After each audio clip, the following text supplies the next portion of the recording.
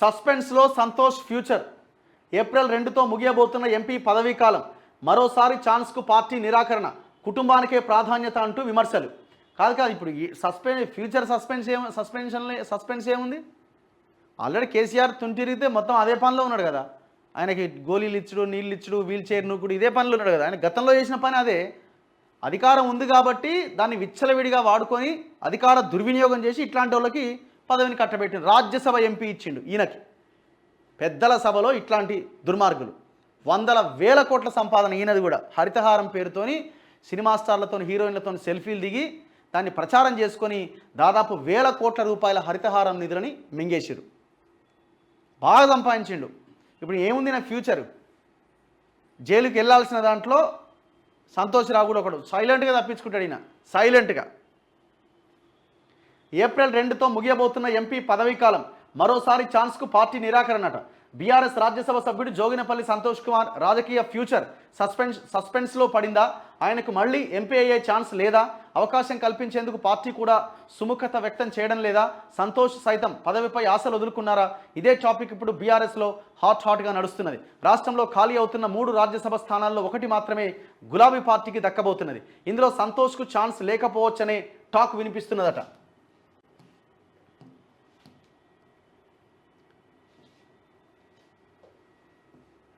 ఒక్కసారి అవకాశం ఇవ్వడమే ఎక్కువ అంటూ పార్టీలోనే భిన్న స్వరం వినిపిస్తున్నదట. కేసీఆర్కు మాత్రలు అందించినోడికి కూడా ఎంపీ పదవి దక్కిందంటూ గతంలోనే విమర్శలు వచ్చాయి.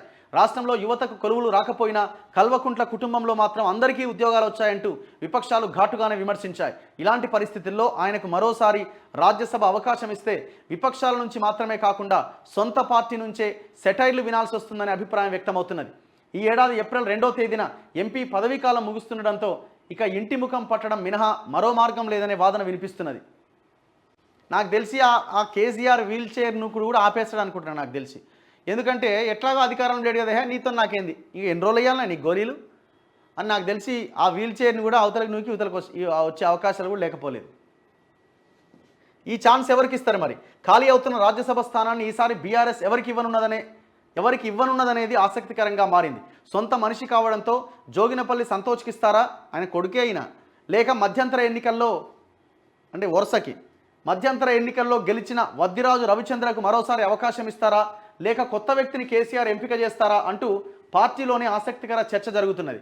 ఇక ఫ్యామిలీ తరపున ఎవరో ఒకరు పార్లమెంట్లో ఉండడం అవసరమని కేసీఆర్ భావిస్తే సంతోష్కే మరోసారి ఛాన్స్ ఇచ్చే అవకాశం ఉందట. ఇచ్చినా ఆశ్చర్యం లేదు. ఎందుకంటే ఇప్పుడు ఏముంటుంది, జనాలు ఉమ్మేసిన ముఖం మీద, ఇప్పుడు ఆ శ్యామ్ లాంటి నాయకులు ముఖం మీద ఉమ్మేసిన కార్యకర్తలు ప్రతి మీటింగ్లో వీళ్ళకి సిగ్గెందుకు వస్తుంది? Green Indiana? గ్రీన్ ఏదైంది? కల్వకుంట్ల కుటుంబము వానిల్లు గ్రీన్ చేసుకోవడానికి పనిచేసిండు.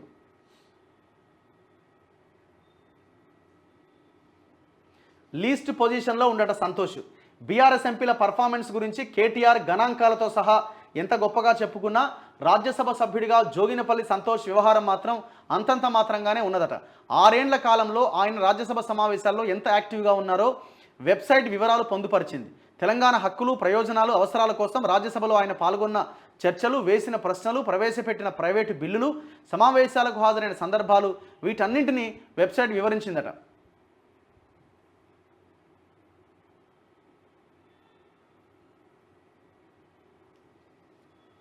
ఎన్ని ప్రశ్నలు అడిగిండు ఆయన రాజ్యసభలో?